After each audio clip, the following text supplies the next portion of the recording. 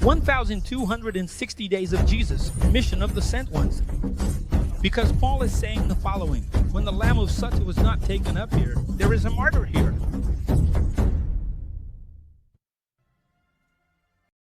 University X, 72 classes, 3rd class. Chapters 20 to 28 of Matityahu, original. Our Professor Jesus begins by talking about God's justice in payments. Different from the blue power and the red power, neither Marx nor Max, but always nonpartisan and beyond duality.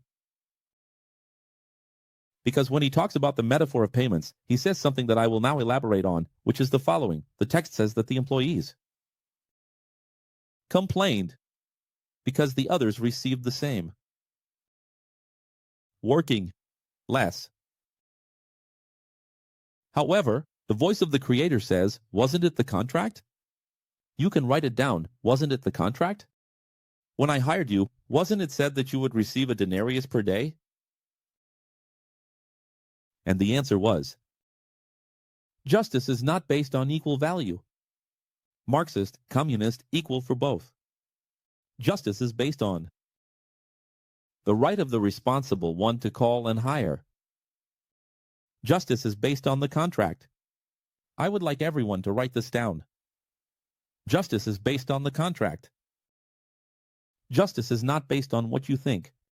Justice is based on the contract. So, in the original texts of the Bible, for us, X, what is most important is the contract. Always. The Bible is a contract. What is that? The one who started working in the morning was not told, if you work the whole day, you earn a denarius. And the one who started until noon is not the same thing. If you work until noon, you will earn a denarius. So everything is within the contract and it is fair and right. The problem is that the worker is jealous, envious, has an ego, and cannot perceive the mind of the worker, the mind of the employer. Because the employer has a different mindset, different responsibilities.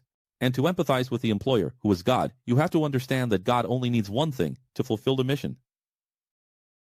And every employer, every entrepreneur has only one thing in life that they need, to fulfill the mission. The eagle has only one thing it has to do in life, fulfill its mission. And to fulfill its mission, it needs help. And to get help, it has to make calls, series, manifestos. Call, the chosen, the selected ones, come help. And when we call for help, we only want one thing. Commitment. And every time we call, it's a different contract. But with equal treatment. Do you understand?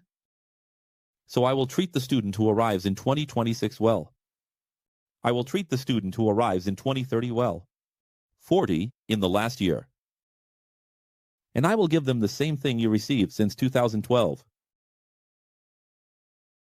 Voice, opportunity, freedom, support, listening. Understand? Pastorals. This is very interesting, but it's deeper than that. Reveal. Faces in my conflict. Faces in my zone. You. Pride. Profound metaphor. Israel received the first contract OT. And the non-Jews received the second contract NT. In the end, if they have no ego, everyone will receive the same immortality. What does it mean by payment, salary, which comes from Roman balances? In those days, it would save money, which is what reward means. And in churches, reward and salvation are distinct things. Then my whole life, I keep hearing people say, therefore, it's about getting to heaven, even if there's just a little room for me, a little corner for me. Reward doesn't interest me. But the reward is what makes salvation. Without reward, there is no salvation. There isn't even an employee. There's no contract anymore. Reward means payment. You have payment because you are saved. If there is no payment, you are not saved. There is no payment. And if there is no payment, it's because there was no work. So, everything is wrong there in the church. The soteriology in churches is wrong. I am completely wrong. Reward and salvation are one and the same. Did you understand? The contract was not fulfilled. The contract was fulfilled. And this is in the original Bible, the Codex. So, this summary we are making is for people to see beyond and understand how deep what is here is. But it is so deep that, again, the metaphor changed, but the essence is the same. Do you want to see how deep it is? At the end of the second class, what did we talk about? What was the metaphor? Bread, bread, bread, bread. Crumb and bread. Today it changed to salary. And did anything change? Nothing changed. If you observe all the metaphors and parables of Jesus, it's the same thing. If you observe, it's all the same thing. Because he is always talking about the disdain that Israel has. In the end of the story, it's the disdain that Israel has for him, the rejection. And how many times in 1260 days, Winston, he is warning. Each of his parables, he is warning. Why? Who arrived first 1500 BC? Israel. Israel was hired by the Old Testament. Here it is, look. This whole part of the Bible here, look. This part here, in your Bible, is a bit larger. In your Bible, it's this here. This whole part of the Bible here is the contract that God made with the first employee. His name? Israel. Then later, you and I arrived, look. We arrived here, look. In the second contract. We arrived at noon. Didn't we arrive at noon? Yes. To work after lunch. Do you understand? You see, the Pharisees, they were so intelligent, but so dedicated to dialectics, oratory, rhetoric. They weren't understanding anything we were saying. Just like people today. There are people who watch me who have a college degree. They just need a fourth degree, PhD. They can't understand me. Because they couldn't understand that the second worker is us. And that we will receive the same payment at the end of history. Does this generate envy or not? But why? Why should there be envy? The important thing. What is the realization of things? We don't exist. We exist. We don't exist. We exist. We had nowhere to go. Now we do. Isn't that good? What do you want? You want to have an opinion on existence, even though you weren't the ones who created yourselves. We would have the right to have an opinion on our existence, our destiny, and the destiny of others if we created ourselves. We, gods, formed ourselves, we made ourselves, we came from nothing, from dust, we made ourselves. Did we make ourselves? No. What authority do we have to have an opinion on the destiny of other creatures which God made? The one who creates is the one who commands. The Creator is the one who knows where each one is going. And that's it. Our luck. And the song says, knowing that the one who created me is just. Thankfully, he is just. He is just. That's what makes it good, right? Isn't that so? Yes. And let's continue. Later, while going up to Jerusalem, Jesus, the Christ, says, I will be lifted up in Jerusalem by the leaders of the temple and the Bible. In the trap of speech, in Aramaic, it became ambiguous. Ambiguous is dual, dual. And they thought with ego that the kingdom of Jesus was coming and they would be exalted politically. It seems like I see myself in 2035, looking at you and saying, our time is coming. Now, yes, the former will be glorified. And everyone saying, oh, now. And then, it starts to die. People, people, people. Dying, dying. Losing a child, nephew, grandchild, mother, uncle, grandmother, husband, wife. crying. Funeral after funeral. Where is our glorification? I don't speak, I don't speak, I don't speak. There is our glorification. Aurora, that's it. When the main students, known as the Sons of Thunder, became enthusiastic in the hope of ruling, finally, after 3.5 years of scrutiny, the master teaches them with sadness. The rulers of the nations dominate and exercise power over the peoples and nations, but you will not be like that. This is the greatest phrase. Look, I can't say it's the most beautiful, but it's a top 10. It's one of the most beautiful. Because, here, it characterizes what a Christian is, what an ex is. You will not be like that. Not now. Not in our 6. And not in our 7 either. Because in our 7, even when we are to govern, we will govern with justice, not in a corrupt system. We will have to transform the system first. Guys, aren't these the turquoise and not gray fish from the opening of The Chosen? Look at the opening.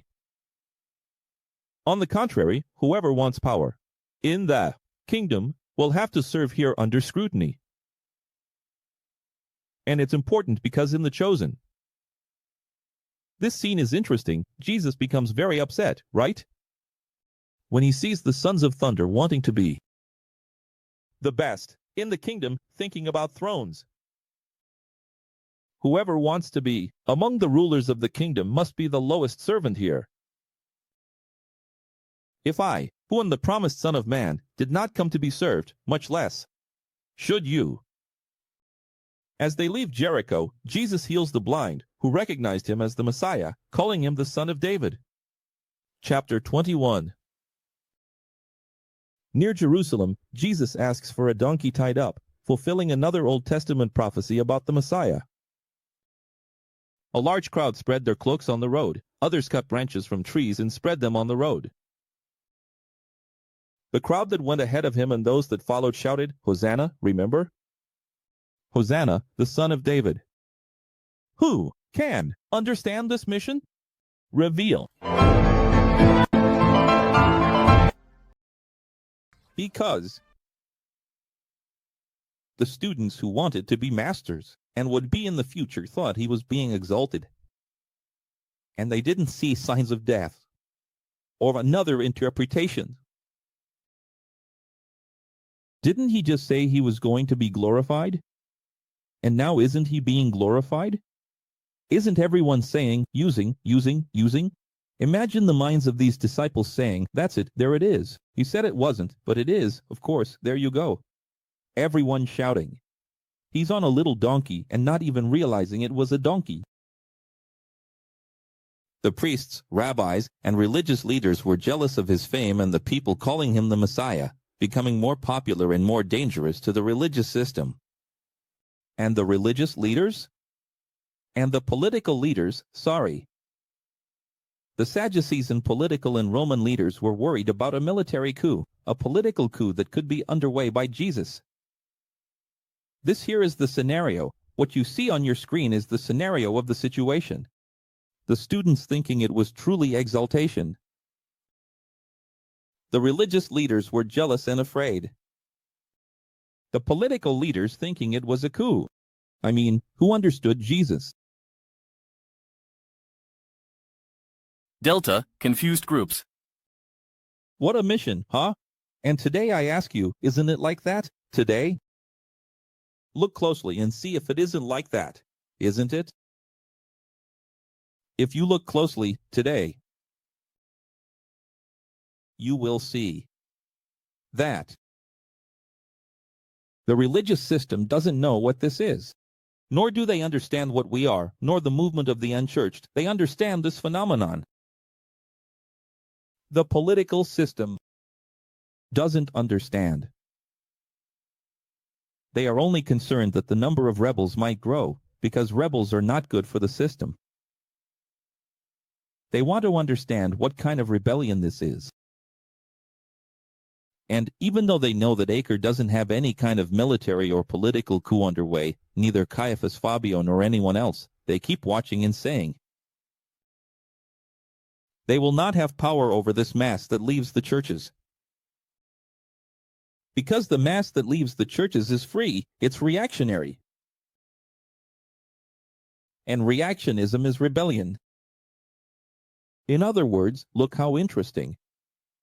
Has it ever occurred to you that Jesus was not a leader of rebellion, but was called a leader of rebellion? But has it ever occurred to you that many people were really upset with the synagogues when Jesus appeared? That's why that's why John the Baptist was popular. That's why Jesus was popular. Because the crowd was tired of the system. Do you understand or not? They were tired of the tributes, the dogmas, the precepts, the weary burden. They were tired, exhausted. They couldn't stand it anymore, neither Caesar, nor Herod, nor Pilate, nor Caiaphas. And it's in this condition that Jesus arrives, who doesn't use this for a coup. He uses it for the truth. And we do the same thing. We come at a time when everyone is tired with politics, religion. But we don't use this for a coup. But those who want to incriminate us can use this and say that we want a coup when we don't want one, even when we say we don't want one. Do you understand how history repeats itself? Yeah. You're getting it. I'm telling you, the situation is terrible. Now, they think that Jesus is ready to stage a coup, right? When, in fact, what is Jesus doing? That's when all of this got worse. In a planned manner, as revealed in the Codex, at the beginning and end of his mission, what does Jesus do? He enters the temple and drives out all those who charge offerings and tithes, sacrifices and vows, saying, "This temple should be a place of good." That's what prayer means. Where, during the first covenant, yes, the Hebrews should have a house to pray and not to be robbed. See, even entering the city with a donkey and not a Roman horse. Was it a horse? Not even a Jewish cart, because all the main religious leaders had carts at that time. They had cars and drivers. They didn't understand his triumphant entry, which, while being triumphant, is also simply dual. In the series of Tiozo, we see a little bit of some entries like that. But Caesar, Pilate, any of them who arrived, would come with a terrible cavalry of gold. You know, mounted on golden equipment with a helmet. Well-crafted, exquisite, very expensive. Guards with power. Jesus had his disciples a sword. 1, 2 swords and a donkey. Short, on purpose. What's the difference between a donkey and a horse? It's the same as, instead of riding a lion, you ride a cat. Without arrogance. Without arrogance, humility. And they don't realize, not even his disciples realized, that it's a donkey, not a horse. Did they reveal it? We see ourselves today. We see ourselves today. Reaching the end of the 3.5 years of university for his students, close to death, the planned time came to confront the religious system directly, because everything has a time to keep secrets, time to reveal, time to confront, and time to reveal who the true ones are. And why do I repeat reveal twice? Do you know?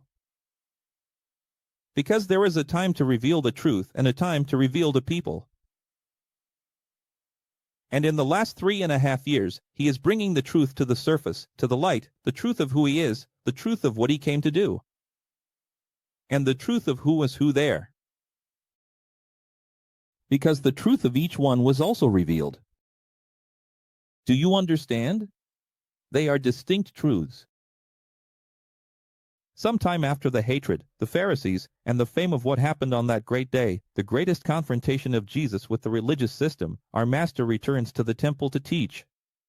Where does he return? To the temple courtyard, right? Inside the temple, knowing that the religious leaders would come against him to take revenge for that day. In other words, he entered the city, drove out the money changers, merchants, and left, disappeared. Where is Jesus? The desire was to take revenge, but where is he? Jesus? A few days passed, and he goes back there. When he goes back there, to the place he provoked, what is he expecting? My God, people, you go to the market, knock over all the tables, then go back to shop at that market. What are you expecting? What are you expecting? Problems? A lot of problems. A backlash. Serious backlashes. Shall we see what happens? Yes.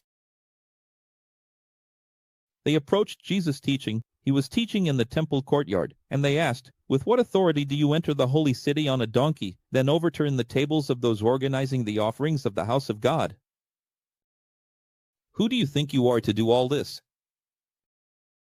Jesus replies, "I will also ask you a question. If you can answer me, I will answer yours. John the Baptist?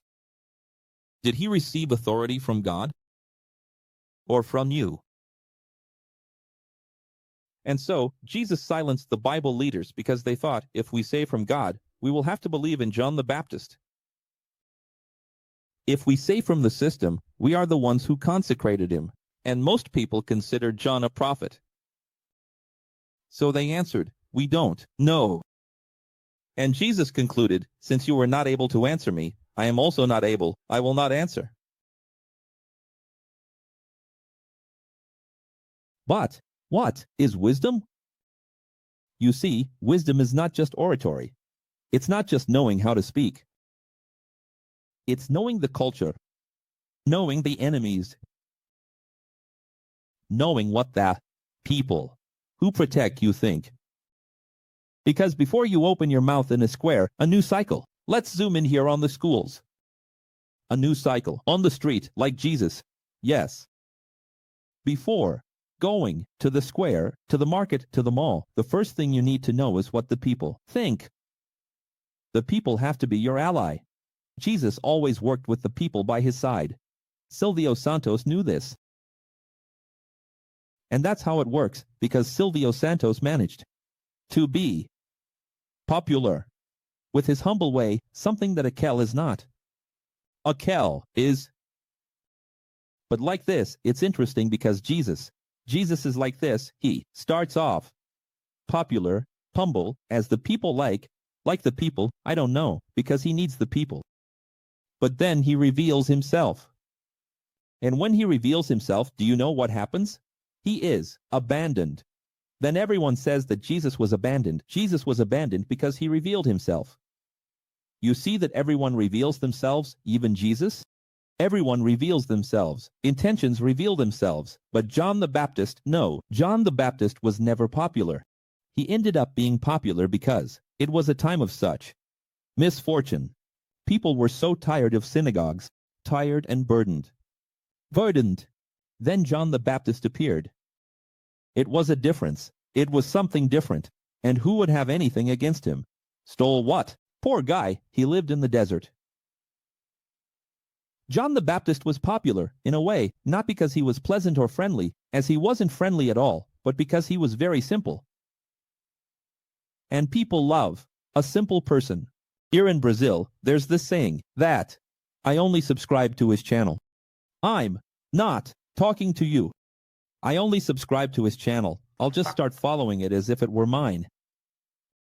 I only subscribe to his channel. I'll just follow him. I'll just give him an audience. If he is humble, if he acknowledges his mistakes, if he shows that he is a man too, that he makes mistakes like I do, if he listens to me, if he puts me by his side. And then the Brazilian, he loves to be in power. Sitting behind a screen. Pay close attention. Sitting behind a screen. I have the power. I have the button. I have the button. This guy thinks he owns the truth. Very arrogant.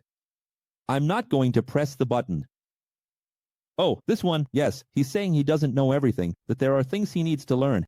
I like this one. He deserves to move forward. Good Brazilian.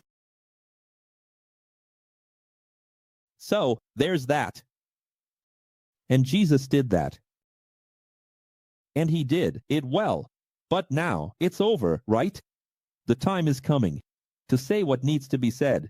Look at this. So, by silencing the religious leaders, Jesus turns to the people in the public square and begins to teach metaphors. That revealed the blindness of the leaders and God's grace for those who come out of deception. When the chief priests and the Pharisees heard Jesus' parables, did they hear or not? They understood, after much difficulty, that he was speaking about them. And they sought a way to arrest him, but they were afraid of the crowds, for they considered him a man of God. So he was still supported by the popular capital. He had gathered over 3 years. But this capital will run out. He was at his peak now. When he entered the city, he could have been the acclaimed leader of Israel. Chapter 22.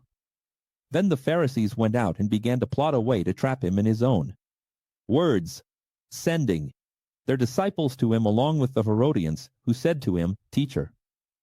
Folks, I want you to see the level of cunning. As Jesus reveals himself more and confronts the system, the religious leaders get closer and intensify their scrutiny. I want you to see the level of malice in these words here. Look at the falseness of these words. Teacher, professor, we know that you are a man of integrity. That you teach the way of God in accordance with the truth. Look at this, folks. Look at this, folks. You are not swayed by anyone. Look at this. Because you do not pay attention to human appearances. Terrible, huh? Tell us, then, what is your opinion? Is it right to pay taxes to Caesar or not? But Jesus, perceiving their bad intention, asked, Hypocrites, why are you putting me to the test?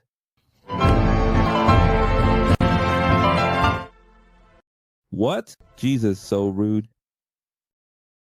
He was praised for 4 attributes and responds hypocritically. Sometimes you'll see someone compliment me in the chat, and then I'll have a pastoral conversation with that person. But how? This arc is unbearable. There are intentions. Reveal and say the following. Today, believe it or not, even though it was written that it was a conspiracy, a trap to kill Jesus the same. The Spirit is upon them, and they use this passage to defend the deception. Render unto Caesar what is Caesar's, and unto God what is God's. Not realizing that the response was to avoid being incriminated in front of everyone. What is this? I will explain now, reveal again.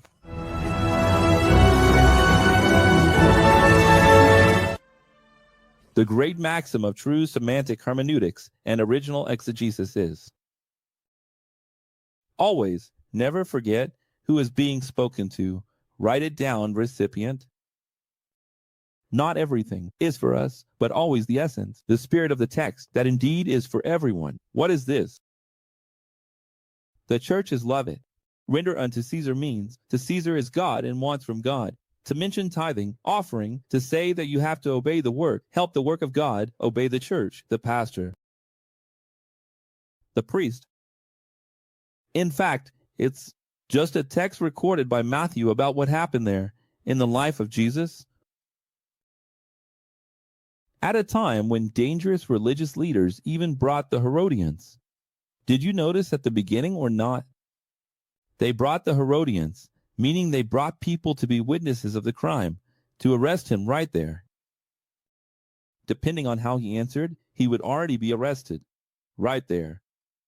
The heroes from before were together. Haven't you understood yet? It's the same as bringing here to me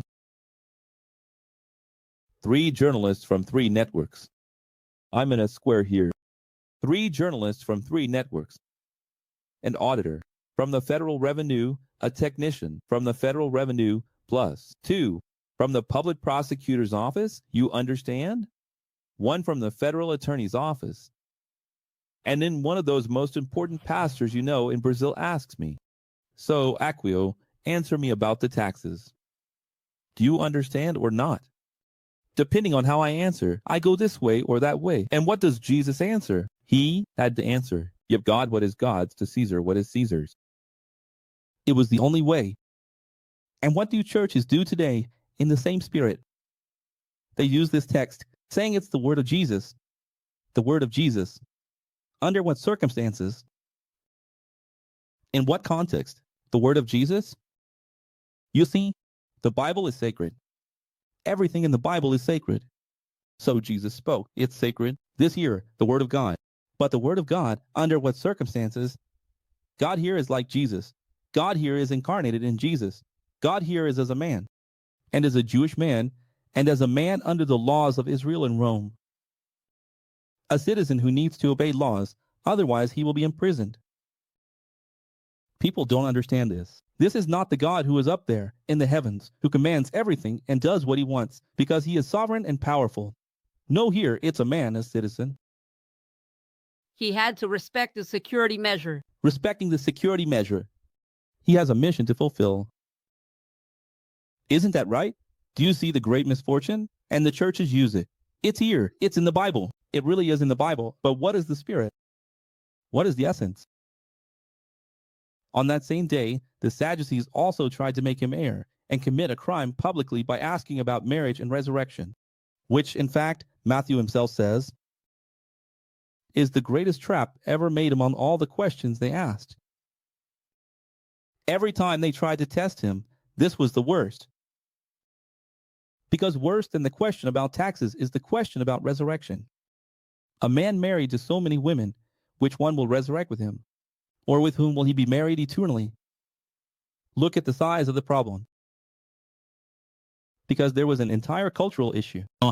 Today, if someone asks me that question in the square, there's no cultural issue. But at that time, there was a cultural, legal, constitutional issue. Whatever he answered, he incriminated himself. Do you understand? Then, again, the religious system, today in the same spirit, the blind also use this text to defend what? Dogmas and precepts of religious denominations. There goes everyone. They even use it directly to say, the church, for example, that does not accept second marriages, uses this text. The church, for example, where a person is being beaten by their husband, being cheated on, uses this text. This text that Jesus spoke, but here is the word of Jesus. But the word of Jesus there, my son, has a context. He is being trying to incriminate him. The Sadducees set a trap. It's the Sadducees' trap. And Jesus escapes the trap. You can't use an escape from a trap as teaching. Can you imagine? It's the same as taking the Houston School of the Holy Spirit, taking me there in front of, I don't know, the court, whatever it may be. And in front of the court, I have to answer something because it's because of the court. And someone takes the court video and says, here it is, professor, you taught here. It's the recipient, it's the situation, it's the context. Let's get to the point. After Jesus enters the city in a triumphant and messianic manner, interpreted by the worldly as a political entry, with a threat, because they interpreted that as a threat. And I want to remind you, sometimes we went through this in the X. See what has already happened in our demonstrations and meetings of the X. The same situation repeats itself. The religious leaders increase public attacks against Jesus here. Haven't we gone through this already? Do you remember when we were in Brasilia? I say we, because every time a school goes to any square, all of us are represented there. When it happened there in Brasilia, right? Do you remember that? Lucas Jair. The pastors didn't close the church. They waited for the faithful to enter the assembly of God. It's the largest temple there. They waited for the faithful to enter, closed the door so no one could see, and went there to be our ex-brothers, tear banners, threaten, push. It's all recorded. And why? Because they thought it was a political demonstration. Wow, from a coup by the other church, which is their enemy. And then, when they understood, they continued to be hostile, even knowing it was no longer a threat. Do you understand that? What am I trying to say? I'm trying to say that today they have the same spirit. They're always seeing things carnally, materially. They're always thinking it's a coup in progress, that the issue is political, that the issue is military, that the issue is earthly. It's inferior. It's from the lower world. Regrettable, right? But the people don't know that the people are locked inside the temple, worshiping God. They called us the Islamic State in the Temple of Solomon in Sao Paulo. They also said that the Islamic State was outside. And as these public attacks intensified, religious ones, Jesus prepares his most confrontational teaching of all, which is the magnificent chapter 23. The teacher of teachers, Jesus says to the crowd and his students, never forget, because here I am, bringing the essential synthesis of the greatest confrontation of Jesus with the religious system of all time, Matthew 23. Want to know the synthesis? So you don't have to read the entire chapter, because otherwise you'll never remember. Here's the synthesis of what Jesus said. See, with me, theologians love to sit in chairs like thrones. They say many truths, for they repeat Moses. Whoever repeats Moses speaks truths. But hypocritically, they do not live what? They preach. They create 613 dogmas and a heavy burden that even they cannot bear. They wear large and wide special religious garments because they think holiness is in the clothing. In churches, they make special places just for the leaders. They create religious titles and do not require the faithful to greet with salutations they themselves created. And then each group has a specific salutation. They go to the homes of retirees to take tithes and offerings. They make altars and offerings. And they love to judge and swear by God, taking God's name in vain. This is Jesus' summary of the entire religious system. But you, original Christians, say with me, we should not be like this. We are not like this. We are not like this. He says, I prophesy that still in this generation, which is 40 years, Jerusalem, Jerusalem, you who kill the teachers and prophets, whom God tries to speak through, behold, the house you call God's will be deserted, revealed. We have to be enlisting ourselves. See you later. In 66 AD. The great battle began, initiated by the legalistic biblical theologians, the Zealots. Who were the Zealots?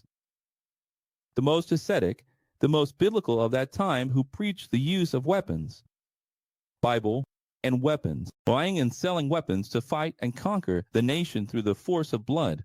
It actually culminated in the destruction of Jerusalem in the micro-apocalypse, which lasted until 70 AD. And did it come to pass or not? God's house has remained deserted to this day. Tell me if the house of God isn't deserted. Happy rebirth with the gods. O Lord, what a God. I rejoiced when they said to me, let us go to the house of the Lord. What a house. Jerusalem, its people. Jerusalem, or its people. Matthew 24, then Jesus left the temple courtyard and showed his disciples the beauty of what they call the house of God. And even in that, I see the irony of Jesus. It's incredible because at the very end of chapter 23, he just said that it will remain deserted and will be destroyed. After he said that it would remain deserted and destroyed, that the religious leaders were attacking a lot. Folks, you understand. At the beginning of Jesus' work, 42 months, the first months, at no point at the beginning of his work does he say these things. He speaks, he doesn't speak. He leaves these truths to be spoken closer to his death. And when he speaks these more confrontational truths, he receives greater scrutiny because the religious leaders begin to scrutinize him more heavily. And as he feels this public embarrassment, every time he is in the square, in the temple park, he is increasingly scrutinized by them in matters that almost get him arrested. Do you know what he does? He responds, with this level here, this house will be left desolate. But then he calls the disciples for a more private lesson and says, shall we see the beauty of the temple? But didn't he just say that the temple will be destroyed? No, look at the irony of your Jesus. This is the original Christ. He just said, all of this will be destroyed. This will remain desolate until I come. And there's more. There's a verse I didn't include here, which is in the Bible of Nalcos, which is in your Bible, where he says, no one will see the Son of Man from now on. Do you know what he means? That it was the last time he would set foot in that temple. That afterward he would die, resurrect, and disincarnate. And that afterward it would be destroyed. And that no one else would see in that place. Because 2,000 years would pass. So that when they rebuild the third temple, he returns. In other words, what did he mean? It's the last time here. And to say goodbye. And to, where's the music? And to say goodbye. Do you know what he does? He says, come here, students. I'll show you how beautiful the temple is.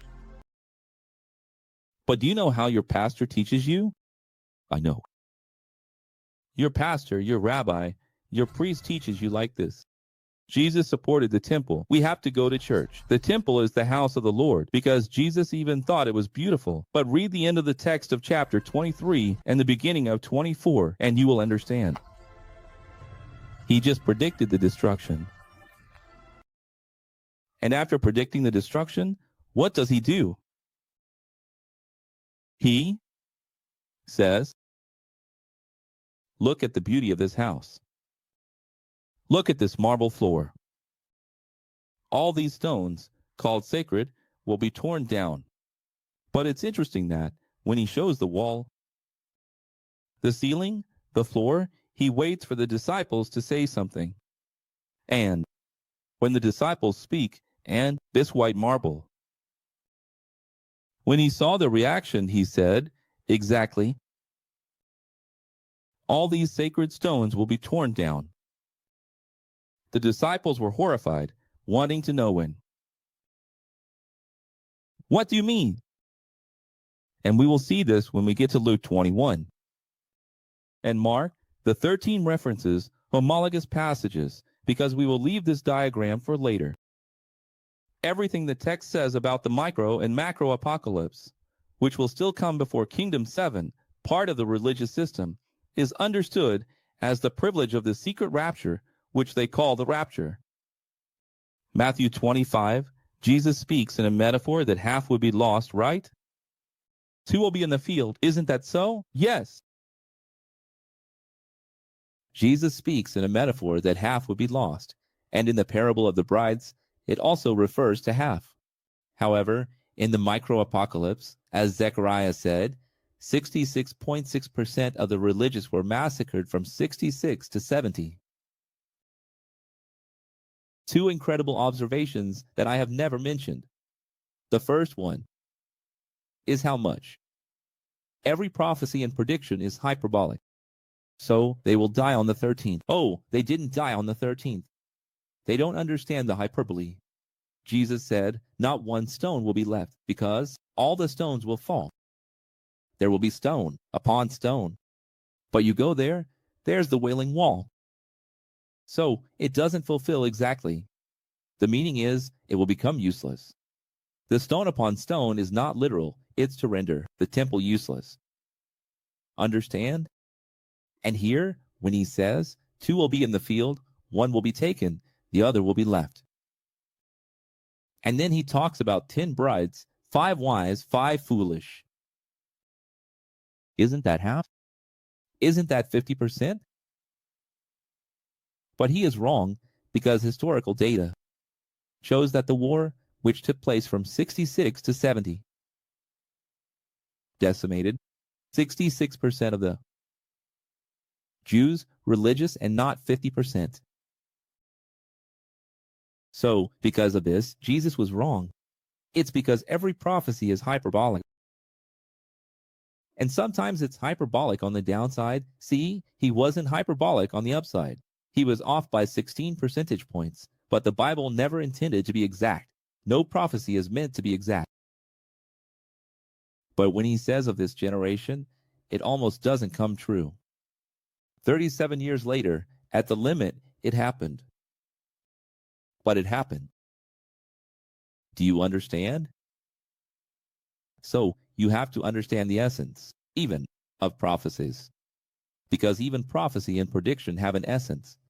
There's a spirit in the prophecy. You see? Now, another interesting thing that I don't know if you've noticed in life. But Zechariah got it right, he said. 66%, he said 2/3, which is what translates from the ancient Hebrew. And see, the Zealots started the insurrection in 66. It's interesting how this is well marked, because 66.6% die, and the battle starts in 66 AD. It's very 6-6, right? There's a lot of half and half in this evil. All, isn't it? Our Supreme Master talks about the metaphor of the talents, the importance of investing. Did you see Uncle Scrooge that I showed here at the beginning of the program? Do the lords of the world hide it or not? What did Uncle Scrooge say? Money can't just sit still. It has to circulate like the waves of the ocean. And here, look, Jesus talks exactly about talent. Some don't know talent. Some think talent's skill. Talent is money, my child. Talent is cash. The importance of investing and not letting anything sit idle, neither money nor gifts, skills, and the ability to produce. Can we stay idle? Never. Nothing can stay idle. Neither idle money nor talent. Do you have talent? No, it can't stay idle. He who knows how to do good does not do it. Where, clearly, only the useful will enter the kingdom. It's interesting how many of Jesus' metaphors always make it clear. Who is going to hell?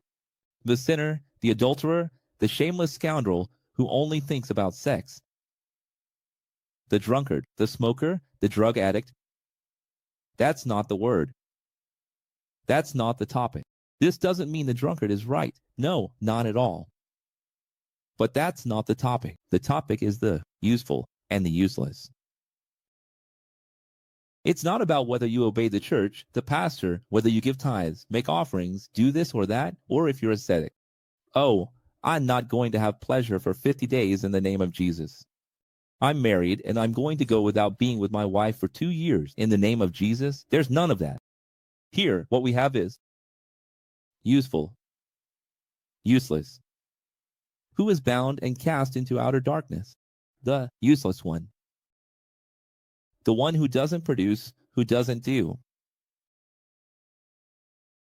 Jesus says that the righteous are always in unity, helping each other, supporting those persecuted for the truth, providing support for those who do, those who go, those who teach, visiting them when they are imprisoned, sick, and isolated.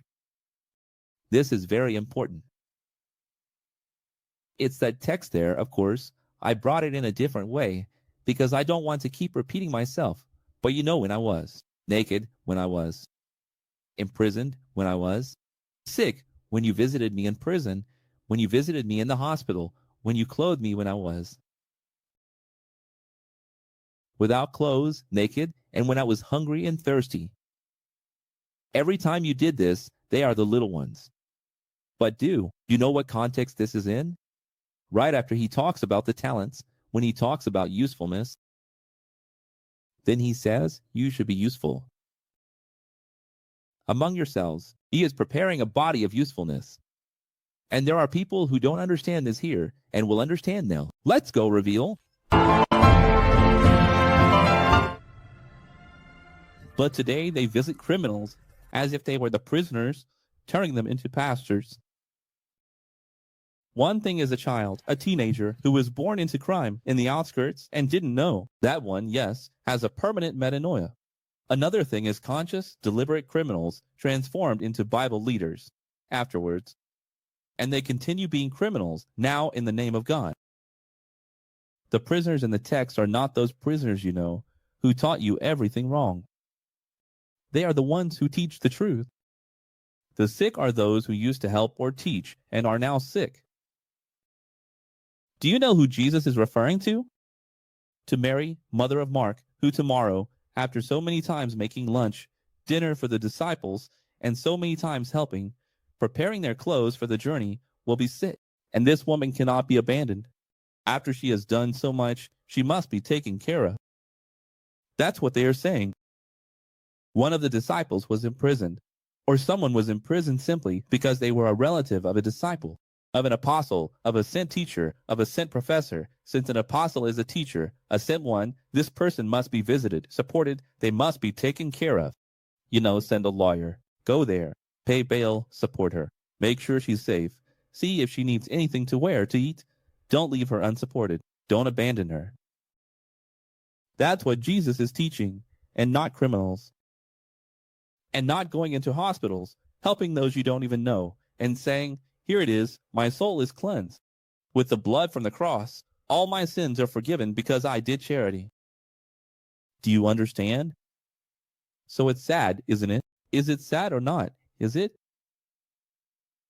Everyone should, united, act as a church for the world to know the truth. In other words, everything he is preparing before leaving the world is for people to help each other, to give support, so that the truth is always spread. He needs support. He knows that. He is the science. What is Jesus, as science, saying? The truth that I teach, that they will have to teach, will face resistance. There will be resistance from the Greeks. There will be resistance from the Assyrians. There will be resistance from the Arabs. There will be resistance. Wherever they go, they will face resistance. They will be persecuted, they will be tortured, they will be killed, until one day they are hurt. So, knowing this, what is he doing? Help each other. Many will get hurt. Many will be imprisoned. In other words, everything he is dealing with is the truth. And today, what do people do? And if you think what I'm saying is a lie because someone is watching and saying, no, professor, you have to help everyone, do good without looking at whom. Hey! Never, never. First, it was 16. It was for the school. Second, it's Corinthians 8 and 9. It was for the schools that were in need. Money from Titus, Philemon to help Paul. Schools, and people who were on missions in need.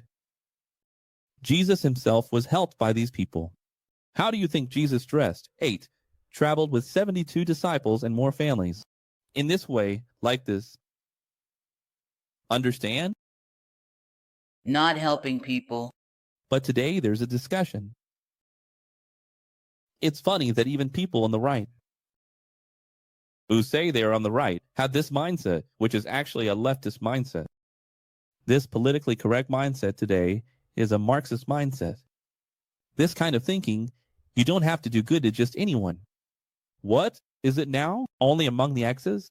This mindset is leftist. You claim to be on the right, but you're a pure leftist. Because this mindset is leftist, we don't have to help everyone. Of course, if I'm walking and see an elderly lady fall, I help. Of course, if I know someone needs help anywhere, whoever they are, I help. But this help, here, is among us, so that the truth can be spread. Because the whole purpose of it is for the truth to be spread.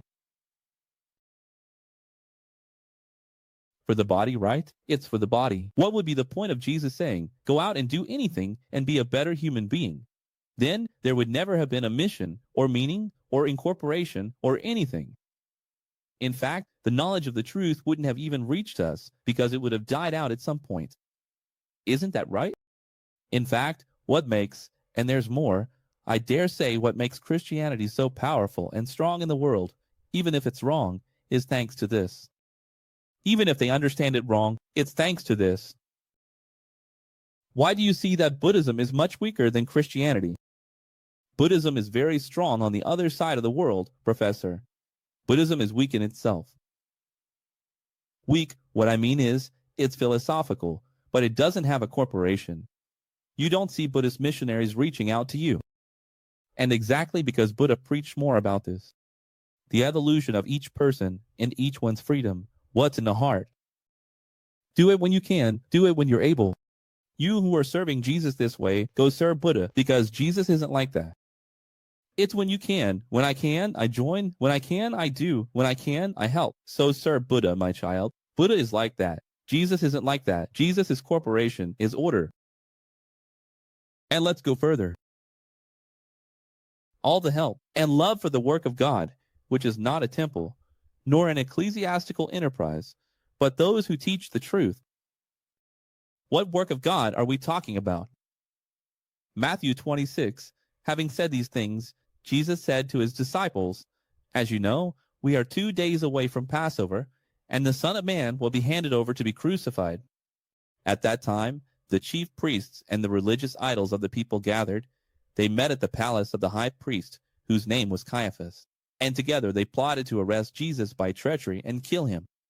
But they said not during the festival, so that there wouldn't be much uproar. And we will leave this chapter, 26, 27, and 28 for next time, because it's already getting late. And because here we also have to understand that the issue of crucifixion and resurrection will be repeated 4 times in the homologous passages of Matthew, Mark, Luke, and John. And it doesn't make sense for me to emphasize the crucifixion, since we are going to start Mark all over again, the story of Jesus, then all over again, and then all over again. I prefer to wrap up with the grand finale and the crucifixion and resurrection in John. In John, then yes, we start Acts and move forward. If you still haven't understood the 72 lessons, you have to go through all of this, all the texts from Matthew to Revelation, then the entire essence of Genesis to Malachi, and then those 25 summarized extra-biblical main lessons of ex-philosophy. All of this within 72 lessons. So, it's a lot to summarize, to synthesize, and still delve deeper. That's it. Because you will not be like that. Goodbye.